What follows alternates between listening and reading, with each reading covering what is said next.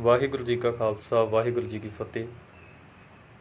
ਅੱਜ ਅਸੀਂ ਕਿਉਂ ਕੀਤੋ ਵੇਸਾ ਕਿਤਾਬ ਨਰੈਣ ਸਿੰਘ ਜੀ ਦੁਆਰਾ ਜੋ ਲਿਖੀ ਗਈ ਹੈ, ਇਸ ਨੂੰ ਸਮਝਣ ਦੀ ਕੋਸ਼ਿਸ਼ ਕਰਾਂਗੇ। ਆਰੰਭਕ ਸ਼ਬਦ ਹਿੰਦੁਸਤਾਨ ਵਿੱਚ ਵਸਦੀਆਂ ਹੋਰ ਕੌਮਾਂ ਹਿੰਦੂ, ਮੁਸਲਮਾਨ, ਬੋਧੀ, ਜੈਨੀ, ਈਸਾਈ ਆਦਿ ਦੇ ਮੁਕਾਬਲੇ ਸਿੱਖ ਇੱਕ ਅਤ ਨਿਆਣੀ ਅਤੇ ਘੱਟ ਗਿਣਤੀ ਕੌਮ ਹੈ। ਇਸ ਦੀ ਉਮਰ ਦੂਜੀਆਂ ਹਜ਼ਾਰਾਂ ਵਰਸਾਂ ਦੀ ਆਯੂ ਵਾਲੀਆਂ ਕੌਮਾਂ ਦੇ ਸਾਹਮਣੇ ਕੇਵਲ 500 ਵਰ੍ਹੇ ਦੀ ਹੈ ਅਤੇ ਗਿਣਤੀ ਦੇਸ਼ ਭਰ ਅੰਦਰ ਕੇਵਲ 1.8% ਦੀ ਹੈ। ਹਰ ਧਰਮ ਕੁਝ ਵਿਸ਼ੇਸ਼ ਚੰਗਿਆਈਆਂ ਅਤੇ ਗੁਣਾਂ ਜੋ ਉਸ ਤੋਂ ਪਹਿਲੇ ਧਰਮ ਗਵਾ ਚੁੱਕੇ ਹੁੰਦੇ ਹਨ ਦੇ ਪੁਨਰ ਨਿਰਮਾਣ ਲਈ ਹੋਂਦ ਵਿੱਚ ਆਇਆ ਕਰਦਾ ਹੈ। ਇਉਂ ਹੀ ਜਦੋਂ ਹਿੰਦੂ, ਮੁਸਲਮਾਨ ਆਦਿ ਧਰਮ ਆਪਣੇ ਅਸਲੇ ਤੋਂ ਥਿੜਕ ਚੁੱਕੇ ਸਨ ਅਤੇ ਭਾਈ ਗੁਰਦਾਸ ਜੀ ਦੇ ਕਥਨ ਅਨੁਸਾਰ ਸੱਚ ਕਿਨਾਰੇ ਰਹਿ ਗਿਆ, ਖਹਿ ਮਰਦੇ ਬਾਹਮਣ ਮੌਲਾਣੇ ਵਾਲੀ ਦਸ਼ਾ ਵਾਪਰ ਚੁੱਕੀ ਸੀ, ਤਾਂ ਸਿੱਖ ਧਰਮ ਦਾ ਜਨਮ ਹੋਇਆ। ਇਸ ਦੇ ਨਿਰਮਾਤਾ ਜੀ ਨੇ ਪਹਿਲੇ ਧਰਮਾਂ ਵਿੱਚ ਆਈਆਂ ਊਣਤਾਈਆਂ ਦੂਰ ਕਰਨ ਅਤੇ ਮਨੁੱਖੀ ਸਮਾਨਤਾ ਤੇ ਆਪਸੀ ਪਿਆਰ ਪ੍ਰਸਾਰਨ ਦੇ ਯਤਨ ਕੀਤੇ। ਇਹ ਸਮਾਨਤਾ ਬ੍ਰਾਹਮਣ ਤੇ ਮੌਲਵੀ ਦੀ ਸਮਾਜ ਅੰਦਰ ਬਣ ਚੁੱਕੀ ਵਡਿਆਈ ਲਈ ਭਾਰਾ ਚੈਲੰਜ ਸੀ, ਜਿਸ ਨੇ ਇਹਨਾਂ ਨੂੰ ਸਿੱਖ ਧਰਮ ਤੇ ਸਿੱਖ ਸਮਾਜ ਦੇ ਵਿਰੋਧ ਲਈ ਤਤਪਰ ਕਰ ਦਿੱਤਾ। ਇਹ ਵਿਰੋਧ ਇੰਨਾ ਜ਼ੋਰ ਫੜ ਚੁੱਕਾ ਹੈ ਕਿ ਸਿੱਖ ਦੀ ਹੋਂਦ ਉਹਨਾਂ ਲਈ ਖਤਰੇ ਦੀ ਘੰਟੀ ਪ੍ਰਤੀਤ ਹੁੰਦੀ ਹੈ। ਉਹਨਾਂ ਦਾ ਯਤਨ ਹੈ ਜਾਂ ਤਾਂ ਸਿੱਖ ਆਪਣੇ ਆਪ ਨੂੰ ਵਿਸ਼ਾਲ ਬਹੁ ਗਿਣਤੀ ਅੰਦਰ ਸਮੋਇਆ ਸਮਝ ਕੇ ਵੱਖਰੇਪਣ ਵੱਲੋਂ ਹੱਥ ਧੋ ਲੈਣ, ਅਤੇ ਜੇ ਉਹ ਇਉਂ ਨਾ ਕਰਨ ਤਾਂ ਉਹਨਾਂ ਨੂੰ ਦੇਸ਼ ਦਾ ਦੁਸ਼ਮਣ ਗਦਾਰ ਦੇ ਦਿੱਤਾ ਜਾਵੇਗਾ ਅਤੇ ਉਹਨਾਂ ਦੇ ਸਾਰੇ ਹਰਬੇ ਵਰਤੇ ਜਾਣ ਜੋ ਆਪਣੇ ਦੁਸ਼ਮਣ ਲਈ ਕੋਈ ਵਰਤਦਾ ਹੈ। ਅਜਿਹਾ ਕਰਨ ਲਈ ਸਭ ਤੋਂ ਸੌਖਾ ਸਾਧਨ ਵਿਰੋਧੀ ਜਾਂ ਵਿਸ਼ਵਾਸਘਾਤ ਕਰਨਾ ਹੁੰਦਾ ਹੈ, ਜਿਸ ਲਈ ਸਮੇਂ ਦੀ ਹਕੂਮਤ ਨੇ ਉਹ ਕੁਝ ਕੀਤਾ ਅਤੇ ਕਰ ਰਹੀ ਹੈ, ਜਿਸ ਰਾਹੀਂ ਉਹਨਾਂ ਨੂੰ ਸਫਲਤਾ ਪ੍ਰਾਪਤ ਹੋਵੇ। ਇਸ ਦਾ ਵਿਸਥਾਰ ਦੇਣ ਹਿੱਤ ਕਿਉਂ ਕੀਤੋ ਵੇਸਾ ਦੇ ਸਿਰਲੇਖ ਹੇਠ ਇਹ ਪੁਸਤਕ ਪ੍ਰਕਾਸ਼ਿਤ ਕੀਤੀ ਜਾ ਰਹੀ ਹੈ, ਤਾਂ ਕਿ ਹਰ ਕੋਈ ਇਸ ਦੀ ਸੱਚਾਈ ਨੂੰ ਜਾਣ ਸਕੇ। ਇਸ ਵਿੱਚ ਦਰਜ ਹਰ ਵਾਕਿਆ, ਹਰ ਕਥਨ ਹਵਾਲਿਆਂ ਸਹਿਤ ਪੇਸ਼ ਕੀਤਾ ਗਿਆ ਹੈ। ਮਛਲੀ ਜਾਲ ਨਾ ਜਾਣਿਆ, ਸਰ ਖਾਰਾ ਅਸਗਾ, ਅਤ ਸਿਆਣੀ ਸੋਹਣੀ, ਕਿਉਂ ਕੀਤੋ ਵੇਸਾ। ਦੁਨੀਆ ਭਰ ਦੀ ਸਾਰੀ ਮਨੁੱਖ ਜਾਤੀ ਵਿੱਚ ਸਿੱਖਾਂ ਦੀ ਵਸੋਂ ਨਾਮ ਮਾਤਰ ਹੀ ਹੈ। ਹਿੰਦੁਸਤਾਨ ਜੋ ਸਿੱਖਾਂ ਦੀ ਜਨਮ ਭੂਮੀ ਹੈ, ਵਿੱਚ ਵੀ ਸਿੱਖ ਆਬਾਦੀ 1.8% ਅਥਵਾ ਹਰ 100 ਮਨੁੱਖਾਂ ਵਿੱਚ ਸਿੱਖ 2 ਤੋਂ ਵੀ ਘੱਟ ਹਨ। ਪਰੰਤੂ ਇੰਨੀ ਘੱਟ ਗਿਣਤੀ ਹੁੰਦੇ ਹੋਏ ਸਿੱਖ ਆਬਾਦੀ ਆਪਣੀ ਸਕਲ ਸੂਰਤ, ਦਾੜ੍ਹੀ ਅਤੇ ਕੇਸ ਪਰ ਤੇ ਦਸਤਾਰ ਸਦਕਾ ਅਤੇ ਦਲੇਰੀ, ਸੂਰਬੀਰਤਾ, ਨਿਡਰਤਾ, ਅਤਿਅੰਤ ਮਿਹਨਤੀ ਸੁਭਾਅ ਹੋਣ ਕਰਕੇ ਸੰਸਾਰ ਅੰਦਰ ਜਾਣੇ ਜਾਂਦੇ ਹਨ। ਪਹਿਲੇ ਸਮਿਆਂ ਅਥਵਾ 18ਵੀਂ ਸਦੀ ਦੇ ਅੰਤ ਤੱਕ ਇਹਨਾਂ ਦੀ ਸੱਚਾਈ ਇੱਕ ਮੰਨੀ ਹੋਈ ਗੱਲ ਸੀ ਅਤੇ ਆਪਣੇ ਸਿਰੜ ਵਿੱਚ ਇੰਨੇ ਪੱਕੇ ਸਨ ਕਿ ਜਾਨ ਬੇਸ਼ੱਕ ਚਲੀ ਜਾਏ, ਸਿਰੜ ਨਹੀਂ ਛੱਡਦੇ ਸਨ। ਇਹਨਾਂ ਦੀਆਂ ਅਜਿਹੀਆਂ ਖੂਬੀਆਂ ਹੀ ਕਾਰਨ ਸਨ ਕਿ ਕੇਵਲ ਮੁੱਠੀ ਭਰ ਹੁੰਦੇ ਹੋਏ ਇਹਨਾਂ ਉਸ ਸਮੇਂ ਦੀ ਮੁਗਲ ਹਕੂਮਤ ਅਤੇ ਬਾਹਰ ਤੋਂ ਹਮਲੇ ਕਰਨ ਵਾਲੇ ਨਾਦਰ ਅਤੇ ਅਬਦਾਲੀ ਜਿਹੇ ਜਾਵਰ ਪਠਾਨਾਂ ਦੇ ਗੋਡੇ ਲੁਆ ਦਿੱਤੇ ਅਤੇ ਭਾਵੇਂ ਹਜ਼ਾਰਾਂ ਦੀ ਗਿਣਤੀ ਵਿੱਚ ਇਹ ਮਾਰੇ ਗਏ, ਬਲਕਿ 18ਵੀਂ ਸਦੀ ਵਿੱਚ ਸੰਬੰਧਿਤ ਹੁਕਮਰਾਨਾਂ ਵੱਲੋਂ ਵਾਰ-ਵਾਰ ਅਜਿਹੇ ਹੁਕਮ ਜਾਰੀ ਕਰਨ ਤੇ ਸਿੱਖ ਜਥੇਬੰਦੀਆਂ ਜਿਨ੍ਹਾਂ ਨੇ ਜਿੱਥੇ ਵੀ ਨਜ਼ਰ ਪਏ ਕਤਲ ਕਰ ਦਿੱਤੇ ਜਾਂਦੇ ਸਨ। ਦੇ ਬਾਵਜੂਦ ਇਹਨਾਂ ਦੀ ਚੜ੍ਹਦੀ ਕਲਾ ਵਿੱਚ ਕੋਈ ਫਰਕ ਨਹੀਂ ਪਿਆ। ਉਸ ਸਦੀ ਦੇ ਅੰਤਲੇ ਦਹਾਕਿਆਂ ਤੱਕ ਇਹ ਮੁੱਠੀ ਭਰ ਸਿੱਖ ਸਾਰੇ ਪੰਜਾਬ, ਦਿੱਲੀ ਤੋਂ ਕਾਬਲ ਤੱਕ ਛਾ ਗਏ ਅਤੇ 1799 ਈਸਵੀ ਵਿੱਚ ਇਹਨਾਂ ਪੰਜਾਬ ਅੰਦਰ ਸਰਕਾਰ ਖਾਲਸਾ ਕਾਇਮ ਕਰ ਲਈ। ਭਾਵੇਂ ਸਰਕਾਰ ਖਾਲਸਾ ਦੀ ਧਾਕ ਕੇਵਲ 50 ਕੁ ਸਾਲ ਤੱਕ ਹੀ ਰਹੀ, ਜਿਸ ਪਿੱਛੋਂ ਇਹਨਾਂ ਦੀ ਆਪੋ ਵਿੱਚ ਦੀ ਫੁੱਟ ਅਤੇ ਭਰਾ ਮਾਰੂ ਨੀਤੀ, ਡੋਗਰੇ ਰਾਜਾ ਧਿਆਨ ਸਿੰਘ ਅਤੇ ਸਿੱਖ ਫੌਜਾਂ ਦੇ ਭਪੀਏ ਜਰਨੈਲ ਲਾਲ ਸਿੰਘ ਦੇ ਵਿਸ਼ਵਾਸਘਾਤ ਕਾਰਨ ਇਹਨਾਂ ਨੂੰ ਹੇਠੀ ਦਾ ਮੂੰਹ ਵੇਖਣਾ ਪਿਆ। ਇਹ ਆਪਣਾ ਰਾਜ ਭਾਗ ਗਵਾ ਬੈਠੇ। ਅੰਗਰੇਜ਼ ਦੀ ਕੁਟਲ ਨੀਤੀ ਤੇ ਆਪਸੀ ਫੁੱਟ ਕਾਰਨ ਭਾਵੇਂ ਇਹ ਰਾਜ ਵੱਲੋਂ ਤਾਂ ਹੱਥ ਧੋ ਬੈਠੇ, ਪਰ ਅੰਗਰੇਜ਼ ਦੇ ਮਨ ਅਤੇ ਇਹਨਾਂ ਆਪਣੀ ਦਲੇਰੀ ਤੇ ਸੂਰਬੀਰਤਾ ਦੀ ਐਸੀ ਛਾਪ ਲਾ ਦਿੱਤੀ ਸੀ। ਥੋੜ੍ਹਾ ਸਮਾਂ ਹੋਰ ਬੀਤਣ ਉਪਰੰਤ ਅੰਗਰੇਜ਼ ਨੇ ਇਹਨਾਂ ਲਈ ਫੌਜੀ ਨੌਕਰੀ ਦਾ ਰਾਹ ਖੋਲ੍ਹ ਦਿੱਤਾ। ਅੰਗਰੇਜ਼ ਦੀਆਂ ਹਿੰਦੁਸਤਾਨੀ ਫੌਜਾਂ ਵਿੱਚ ਸਿੱਖ ਗਿਣਤੀ ਦਿਨੋਂ ਦਿਨ ਵਧਣ ਲੱਗੀ ਅਤੇ ਥੋੜ੍ਹੇ ਸਮੇਂ ਵਿੱਚ ਹੀ ਇਹ 30% ਤੱਕ ਪੁੱਜ ਗਈ। ਭਾਵੇਂ ਸਿੱਖਾਂ ਨੇ ਘਰਾਂ ਵਿੱਚ ਬੇਰੁਜ਼ਗਾਰ ਬੈਠੇ ਰਹਿਣ ਨਾਲੋਂ ਫੌਜੀ ਨੌਕਰੀ ਕਰ ਲੈਣ ਨੂੰ ਤਰਜੀਹ ਦਿੱਤੀ ਅਤੇ ਬਹੁਤ ਸਾਰੇ ਸਿੱਖ ਨੌਕਰ ਹੋ ਗਏ, ਪਰੰਤੂ ਵਿੱਚ ਐਸੇ ਸਿੰਘ ਵੀ ਸਨ ਜੋ ਵਿਦੇਸ਼ੀ ਸਰਕਾਰ ਦਾ ਨੌਕਰ ਹੋਣ ਨੂੰ ਬੁਰਾ ਸਮਝਦੇ ਸਨ। ਇਹਨਾਂ ਵਿੱਚ ਬਾਬਾ ਰਾਮ ਸਿੰਘ ਨਾਮਧਾਰੀ ਸਨ।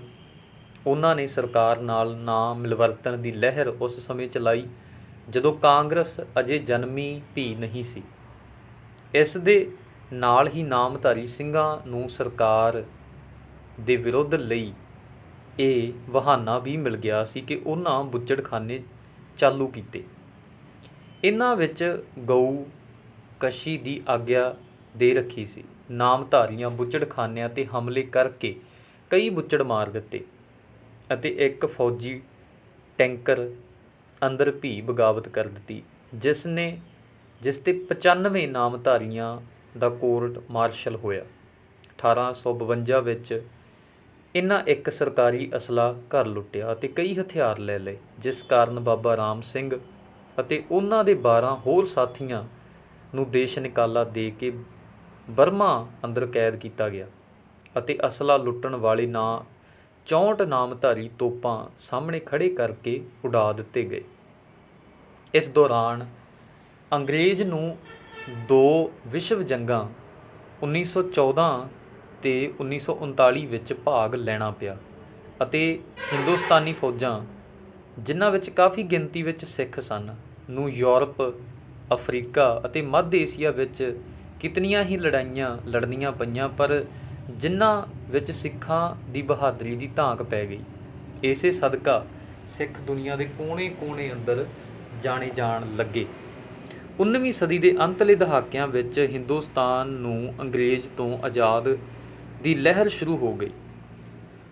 ਇਹੋ ਸਮਾਂ ਹੀ ਪੰਜਾਬ ਅੰਦਰ ਈਸਾਈ ਮਿਸ਼ਨਰੀਆਂ, ਕਾਦੀਆਂ ਤੇ ਮਿਰਜ਼ਈਆਂ ਤੇ ਸਵਾਮੀ ਦਇਆਨੰਦ ਦੀ ਚਲਾਈ ਆਰੀਆ ਸਮਾਜ ਲਹਿਰਾਂ ਦੇ ਜ਼ੋਰ ਫੜਨ ਦਾ ਸੀ, ਜਿਨ੍ਹਾਂ ਦੇ ਪ੍ਰਚਾਰ ਅਧੀਨ ਸਿੱਖ ਨੌਜਵਾਨਾਂ ਨੂੰ ਸਿੱਖੀ ਵੱਲੋਂ ਮੂੰਹ ਮੋੜ ਕੇ ਇਹਨਾਂ ਅੰਦਰ ਸ਼ਾਮਲ ਹੋਣ ਦੀ ਪ੍ਰੇਰਨਾ ਮਿਲ ਰਹੀ ਸੀ, ਜਿਸ ਤੋਂ ਸਿੱਖਾਂ ਨੂੰ ਸੁਚੇਤ ਕਰਨ ਲਈ ਸੰਨ 1872 ਵਿੱਚ ਸਿੰਘ ਸਭਾ ਦੀ ਸਥਾਪਨਾ ਹੋਈ ਅਤੇ ਥਾਂ ਪਰ ਥਾਂ ਸਿੰਘ ਸਭਾਵਾਂ ਕਾਇਮ ਹੋ ਕੇ ਸਿੱਖੀ ਪ੍ਰਚਾਰ ਆਰੰਭ ਹੋਇਆ।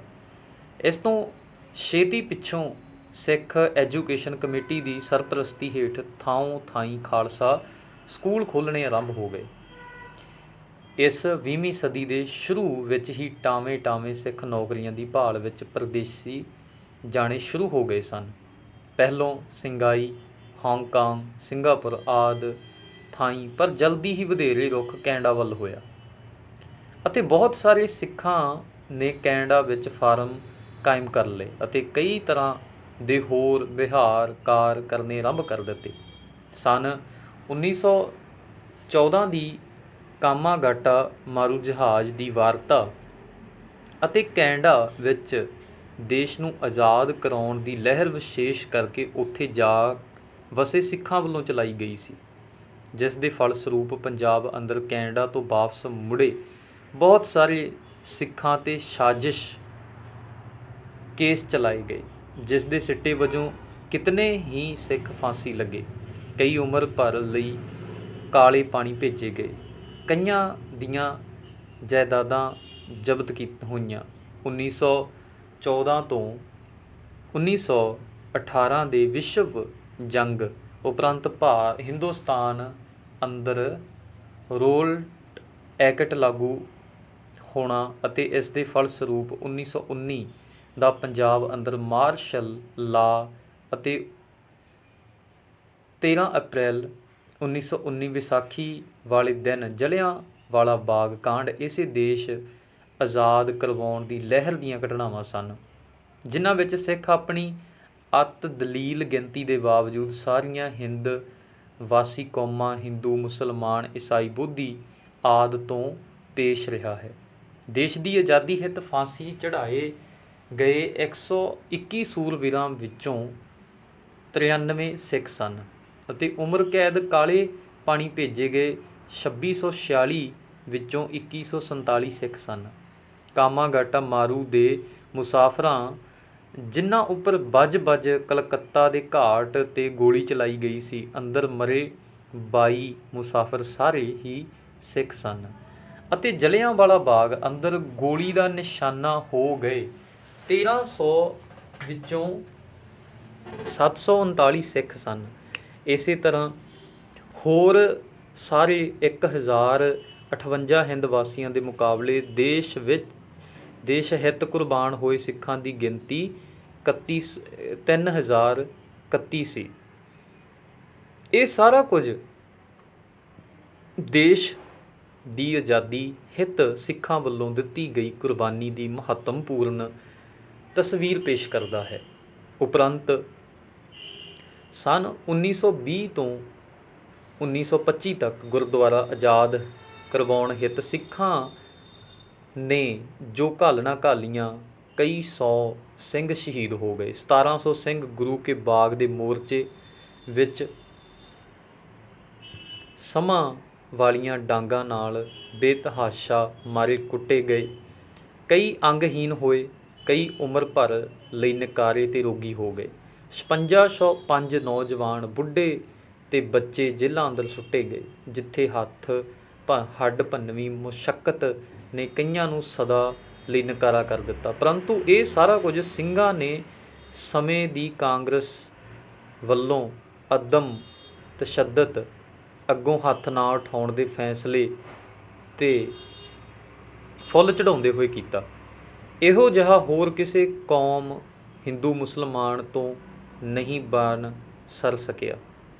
ਉਸ ਸਮੇਂ ਦੇ ਹਿੰਦੂ ਮੁਸਲਮਾਨ ਅਖਬਾਰ ਸਿੱਖਾਂ ਦੀਆਂ ਅਜਿਹੀਆਂ ਬੇਮਿਸਾਲ ਕੁਰਬਾਨੀਆਂ ਤੇ ਬਹਾਦਰੀਆਂ ਨੂੰ ਵੇਖ ਉਂਗਲਾਂ ਟੁੱਕਦੇ, ਸਗੋਂ ਉਹਨਾਂ ਨੇ ਆਪਣੇ ਅਖਬਾਰਾਂ ਵਿੱਚ ਵਿਸ਼ੇਸ਼ ਲੇਖ ਤੇ ਕਵਿਤਾਵਾਂ ਵੀ ਲਿਖੀਆਂ, ਜਿਸ ਵਿੱਚ ਸ਼ਾਮਲ ਹੋਏ। ਦੂਜੇ ਵਿਸ਼ਵ ਜੰਗ ਸਮੇਂ ਸੰਨ 1942 ਵਿੱਚ ਨੇਤਾ ਜੀ ਸੁਭਾਸ਼ ਚੰਦਰ ਬੋਸ ਅਤੇ ਜਨਰਲ ਮੋਹਨ ਸਿੰਘ ਨੇ ਇੰਡੀਅਨ ਨੈਸ਼ਨਲ ਕੌਰ ਦੀ ਸਥਾਪਨਾ ਕੀਤੀ, ਜਿਸ ਵਿੱਚ ਸ਼ਾਮਲ ਹੋਏ ਹਿੰਦੁਸਤਾਨੀ ਫੌਜਾਂ ਦੇ 52,000 ਬਾਗੀਆਂ ਵਿੱਚੋਂ 28,000 ਸਿੱਖ ਸਨ ਅਤੇ ਨੇਤਾ ਜੀ ਬੋਸ ਨੂੰ ਅਮਨ ਅਮਾਨ ਅੰਗਰੇਜ਼ ਹੱਥੋਂ ਬਚਾ ਲੈਣ ਲਈ ਸਾਰੇ ਹੀ ਸਿੱਖ ਸਨ। ਉਸ ਸਮੇਂ ਇਸ ਨੈਸ਼ਨਲ ਕੌਰ ਦੀ ਸਥਾਪਨਾ ਹੀ ਅਸਲ ਕਾਰਨ ਸੀ ਕਿ ਅੰਗਰੇਜ਼ ਸਰਕਾਰ ਦੀ ਬੇਦਿਲੀ ਦਾ, ਜਿਸ ਨੇ ਅੰਗਰੇਜ਼ ਨੂੰ ਹਿੰਦੁਸਤਾਨ ਛੱਡ ਜਾਣ ਲਈ ਮਜਬੂਰ ਕੀਤਾ। ਦੇਸ਼ ਦੀ ਆਜ਼ਾਦੀ ਹਿੱਤ ਸਿੱਖਾਂ ਦਾ ਰੋਲ ਇੰਨਾ ਮਹੱਤਵਪੂਰਨ ਰਿਹਾ ਸੀ ਕਿ ਕਾਂਗਰਸੀ ਨੇਤਾਵਾਂ ਵੱਲੋਂ ਸਿੱਖਾਂ ਦੀ ਵਾਰ-ਵਾਰ ਪ੍ਰਸ਼ੰਸਾ ਕੀਤੀ ਜਾ ਰਹੀ ਹੈ ਅਤੇ ਉਹਨਾਂ ਨੂੰ ਭਰੋਸਾ ਦਿੱਤਾ ਜਾਂਦਾ ਰਿਹਾ ਕਿ ਆਜ਼ਾਦ ਹਿੰਦ ਵਿੱਚ ਸਿੱਖਾਂ ਦੇ ਹੱਕਾਂ ਦਾ ਵਿਸ਼ੇਸ਼ ਖਿਆਲ ਰੱਖਿਆ ਜਾਵੇਗਾ ਅਤੇ ਉਹਨਾਂ ਦੀ ਦੇਸ਼ ਵਿੱਚ ਅਤ ਕਲੀਲ ਗਿਣਤੀ ਦੇ ਬਾਵਜੂਦ ਵੀ ਉਹਨਾਂ ਦਾ ਦੇਸ਼ ਦੇ ਰਾਜ ਭਾਗ ਅੰਦਰ ਵਿਸ਼ੇਸ਼ ਥਾਂ ਹੋਵੇਗਾ। ਅਜਿਹਾ ਵਿਸ਼ਵਾਸ ਕਾਂਗਰਸੀ ਨੇਤਾਵਾਂ, ਜਿਨ੍ਹਾਂ ਵਿੱਚ ਮਹਾਤਮਾ ਗਾਂਧੀ ਅਤੇ ਪੰਡਿਤ ਜਵਾਹਰ ਲਾਲ ਨਹਿਰੂ ਜੈਸੇ ਮੁਖੀ ਵੀ ਸਨ, ਵੱਲੋਂ ਜਾਤੀ ਤੌਰ 'ਤੇ ਹੀ ਨਹੀਂ ਦਿੱਤਾ ਗਿਆ ਸੀ, ਸਗੋਂ ਕਾਂਗਰਸ ਨੇ ਹੈਸੀਅਤ ਮੁੱਖ ਜਨਰਲ ਜਮਾਤ ਹੋਣ ਦੇ ਸਨ 1929 ਦੇ ਲਾਹੌਰ ਵਿੱਚ ਹੋਏ ਆਪਣੇ ਸੈਸ਼ਨ ਅੰਦਰ ਇੱਕ ਮਤਾ ਪਾਸ ਕਰਕੇ ਸਿੱਖਾਂ ਨੂੰ ਇਹ ਭਰੋਸਾ ਦਿੱਤਾ ਸੀ। ਮਤਾ ਇਹ ਸੀ, ਦਾ Congress ਅਸ਼ੋਰਸ the Sikhs that no solution in any future constitution will be acceptable to Congress that does not give them full satisfaction।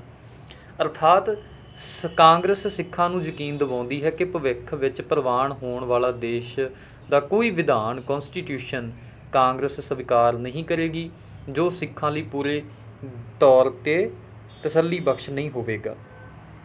ਇਸ ਤੋਂ ਛੇਤੀ ਹੀ ਪਿੱਛੋਂ 1931 ਵਿੱਚ ਗੁਰਦੁਆਰਾ ਸੀਸ-ਗੰਜ ਦਿੱਲੀ ਅੰਦਰ ਜੁੜੀ ਸਿੱਖ ਸੰਗਤ ਨੂੰ ਸੰਬੋਧਨ ਕਰਦੇ ਹੋਏ ਮਹਾਤਮਾ ਗਾਂਧੀ ਨੇ ਕਿਹਾ, I ask you to accept my word and resolution of the Congress that it will not betray a single individual, much less a community. If it ever thinks of doing so, it would only hasten to its own doom. I pray you to unbosom yourself of all doubts and apprehensions. Let God be the witness to the bond that binds me, Congress, to you.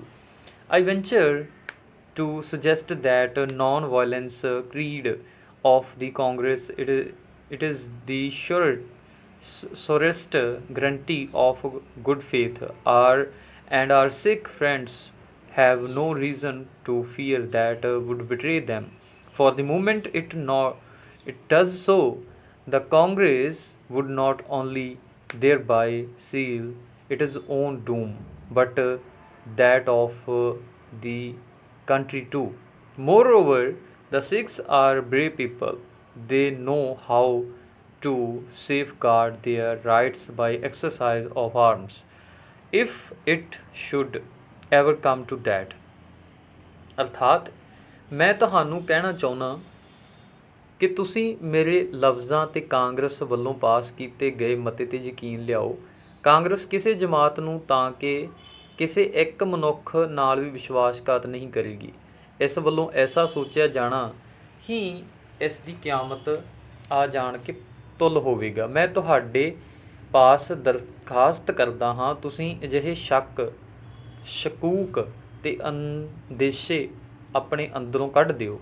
ਤੁਹਾਡੇ, ਮੇਰੇ ਅਤੇ ਕਾਂਗਰਸ ਵਿਚਾਲੇ ਪਰਮਾਤਮਾ ਸਾਖੀ ਹੈ ਕਿ ਅਸੀਂ ਆਪਣੇ ਦਿੱਤੇ ਬਚਨਾਂ 'ਤੇ ਪੂਰੇ ਉਤਰਾਂਗੇ। ਮੈਂ ਇਹ ਕਹਿਣ ਦਾ ਵੀ ਹੌਸਲਾ ਕਰਦਾ ਹਾਂ ਕਿ ਕਾਂਗਰਸ ਦਾ ਅਪਣਾਇਆ ਅਦਮ ਤਸ਼ੱਦਦ ਦਾ ਰਸਤਾ ਹੀ ਸਾਡੇ ਨੇਕ ਨੀਅਤੀ ਦੀ ਗਰੰਟੀ ਹੈ ਅਤੇ ਸਾਡਾ ਸਿੱਖ ਭਰਾਵਾਂ ਦਾ ਕੋਈ ਐਸਾ ਖਦਸ਼ਾ ਰੱਖਣ ਦੀ ਕਿ ਕਾਂਗਰਸ ਉਹਨਾਂ ਨਾਲ ਵਿਸ਼ਵਾਸਘਾਤ ਕਰੇਗੀ, ਉੱਕੀ ਹੀ ਗੁੰਜਾਇਸ਼ ਨਹੀਂ, ਕਿਉਂਕਿ ਅਜਿਹਾ ਕਰਨ ਵਾਲੀ ਘੜੀ ਦਾ ਕੇਵਲ ਕਾਂਗਰਸ ਦੇ ਲਈ ਆਪਣੇ ਸਗੋਂ ਸਾਰੇ ਦੇਸ਼ ਲਈ ਗਵਾਹੀ ਲੈ ਆਉਣ ਵਾਲੀ ਹੋਵੇਗੀ। ਇਸ ਦੇ ਨਾਲ ਹੀ ਮੈਨੂੰ ਇਹ ਕਹਿਣ ਵਿੱਚ ਵੀ ਸੰਕੋਚ ਨਹੀਂ ਕਿ ਸਿੱਖ ਬਹਾਦਰ ਲੋਕ ਹਨ ਅਤੇ ਜੇ ਕਦੀ ਸਮਾਂ ਬਣ ਪੀ ਜਾਏ ਤਾਂ ਉਹ ਆਪਣੇ ਹੱਕਾਂ ਦੀ ਰਾਖੀ ਸ਼ਸਤਰ ਦੁਆਰਾ ਵੀ ਕਰ ਸਕਦੇ ਹਨ। ਅਜਿਹੀ ਗੱਲ ਹੀ ਜੁਲਾਈ ਸਨ 1946 ਨੂੰ ਕਲਕੱਤੇ ਹੋਈ ਪ੍ਰੈਸ ਕਾਨਫਰੰਸ ਵਿੱਚ ਪੰਡਿਤ ਜਵਾਹਰ ਲਾਲ ਨਹਿਰੂ ਨੇ ਇਉਂ ਕਹੀ, The brave Sikhs of Punjab are entitled to special considerations. I see nothing wrong in an area and set up in the north wherein the Sikhs can also experience the glow of freedom। ਅਰਥਾਤ ਪੰਜਾਬ ਦੇ ਬਹਾਦਰ ਸਿੱਖ ਵਿਸ਼ੇਸ਼ ਧਿਆਨ ਦਿੱਤੇ ਜਾਣ 'ਤੇ ਮੁਸਤਹਿਤ ਹਨ। ਮੈਨੂੰ ਇਹ ਗੱਲ ਗਲਤ ਨਹੀਂ ਜਾਪਦੀ ਕਿ ਦੇਸ਼ ਅੰਦਰ ਵਿੱਚ ਦੇਸ਼ ਦੇ ਉੱਤਰ ਵਿੱਚ ਇੱਕ ਅਜਿਹਾ ਚਿੰਖਿਤਾ ਰਾਖਵਾਂ ਕਰਕੇ ਉਸ ਦਾ ਐਸਾ ਵਿਧਾਨ ਬੰਨ੍ਹ ਦਿੱਤਾ ਜਾਵੇ ਜਿਸ ਅੰਦਰ ਸਿੱਖ ਵੀ ਆਜ਼ਾਦੀ ਦੀ ਆਭਾ ਦਾ ਸਵਾਦ ਮਾਣ ਸਕਣ। ਇੱਕ ਹੋਰ ਮੌਕੇ 'ਤੇ ਪੰਡਿਤ ਨਹਿਰੂ ਨੇ ਕਿਹਾ ਸੀ, ਰੈਜਿਸਟ੍ਰੀਬਿਊਸ਼ਨ ਆਫ ਪ੍ਰੋਵਿੰਸ਼ੀਅਲ ਬਾਉਂਡਰੀਜ਼ ਵਰ ਇਨੈਂਸ਼ੀਅਲ and ਇਨਵਾਈਟੇਬਲ। I stand for semi-autonomism united as well if the Sikhs desire to function as much as unit. I should like them to have a semi-autonomous unit within the province so that they may have a sense of freedom. ਅਰਥਾਤ ਸੂਬਿਆਂ ਦੀ ਹੱਦਬੰਦੀ ਸਮੇਂ ਨਵੇਂ ਸਿਰਿਓਂ ਕੀਤੀ ਜਾਣੀ ਜ਼ਰੂਰੀ ਅਤੇ ਅਵੱਸ਼ ਹੈ। ਮੈਂ ਇਸ ਦੇ ਹੱਕ ਵਿੱਚ ਹਾਂ। ਕੁਝ ਇਲਾਕੇ ਸੈਮੀ ਆਟੋਨੋਮਸ ਨੀਮ ਸਵੈ ਨਿਰਭਰ ਹੋਣ। ਅਗਰ ਸਿੱਖ ਆਪਣੇ ਵਾਸਤੇ ਅਜਿਹਾ ਯੂਨਿਟ ਰੱਖਣਾ ਪਸੰਦ ਕਰਦੇ ਹੋਣ ਤਾਂ ਮੈਂ ਚਾਹਾਂਗਾ ਕਿ ਉਹ ਆਪਣੇ ਸੂਬੇ ਅੰਦਰ ਇਸ ਪ੍ਰਕਾਰ ਦੀ ਯੂਨਿਟ ਸਥਾਪਿਤ ਕਰ ਲੈਣ ਤਾਂ ਕਿ ਉਹ ਵੀ ਪ੍ਰਤੀਤ ਕਰ ਸਕਣ ਕਿ ਉਹ ਆਜ਼ਾਦ ਹਨ। ਪੰਡਿਤ ਜਵਾਹਰ ਲਾਲ ਨਹਿਰੂ ਦੇਸ਼ ਦੇ ਵਿਧਾਨ ਘੜਨੀ ਸਭਾ ਕੌਂਸਟੀਟਿਊਂਟ ਅਸੈਂਬਲੀ 9 ਦਸੰਬਰ 1946 ਦੇ ਸਮਾਗਮ ਹੇਠ ਦਰਜ ਮਤਾ ਪੇਸ਼ ਕੀਤਾ ਸੀ। Adequate safeguards would be provided for minorities in Indian. It was the declaration, a pledge and undertaking before the world, the contract within millions of Indians, and there was the nature of oath and which is the must keep. ਅਰਥਾਤ ਹਿੰਦੁਸਤਾਨ ਅੰਦਰ ਘੱਟ ਗਿਣਤੀ ਜਮਾਤਾਂ ਦੀ ਸੁਰੱਖਿਆ ਲਈ ਮੁਨਾਸਬ ਕਾਨੂੰਨੀ ਧਾਰਨਾਵਾਂ ਹੋਣਗੀਆਂ। ਇਸ ਸਮੁੱਚੇ ਸੰਸਾਰ ਦੇ ਸਾਹਮਣੇ ਸਾਡਾ ਦੇਸ਼ ਦੀ ਬਹੁ ਸੰਖਿਆ ਹਿੰਦੂ ਜਾਂ ਲਖੂਖਾਹ ਹਿੰਦੁਸਤਾਨੀਆਂ ਪ੍ਰਤੀ ਇੱਕ ਐਲਾਨ, ਇੱਕ ਨੇਮ, ਇੱਕ ਬਚਨ, ਇੱਕ ਸੰਧੀ ਇਸ ਕਾਰਨ ਸੌਗੰਧ ਦੀ ਥਾਂ ਰੱਖਦਾ ਹੈ ਜਿਸ ਸੌਗੰਧ ਨੂੰ ਅਸਾਂ ਨਿਭਾਉਣਾ ਹੈ। ਉਸੇ ਦਿਨ ਅਥਵਾ 9 ਦਸੰਬਰ 1946 ਨੂੰ ਕੌਂਸਟੀਟਿਊਟ ਅਸੈਂਬਲੀ ਦੇ ਅਰਥਾਤ ਇਜਲਾਸ ਵਿੱਚ ਪੰਡਿਤ ਨਹਿਰੂ ਵੱਲੋਂ ਹੀ ਮਤਾ ਪੇਸ਼ ਕੀਤਾ ਗਿਆ ਸੀ ਜਿਸ ਵਿੱਚ ਅਸੈਂਬਲੀ ਨੂੰ ਇਹ ਐਲਾਨ ਕਰਨ ਲਈ ਕਿਹਾ ਗਿਆ ਸੀ that the various territories of the Union of India would be autonomous units with residuary powers। ਅਰਥਾਤ ਹਿੰਦੂ ਯੂਨੀਅਨ ਅੰਦਰ ਕੁਝ ਐਸੇ ਇਲਾਕੇ ਹੋਣਗੇ ਜੋ ਵਿਸ਼ੇਸ਼ ਆਧਾਰਾਂ ਨੂੰ ਛੱਡ ਕੇ ਬਾਕੀ ਪ੍ਰਬੰਧ ਅਤੇ ਸਵੈ ਨਿਰਭਰ ਸੁਤੰਤਰ ਹੋਣਗੇ। ਸੋ ਇਹ ਦੋਵੇਂ ਮਤੇ ਪਾਸ ਹੋ ਗਏ ਸਨ।